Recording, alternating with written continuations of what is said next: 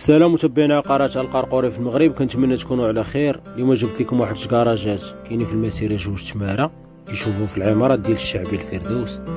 ديز مقدمهم كودرون دو فولفوا. كراجات كله والتيتر ديالو، اللي بغا ياخذهم بجوج ويشتركهم ما كاينش مشكل. الكراج الاولاني فيه 9 متر طول على 3 متر و30 عرض، مجموع 29 متر و70 سنتيم، العلو 3 متر و70. هنا قدام العمارات ديال الشعبيه يكونوا اسواق السلام ومسجد.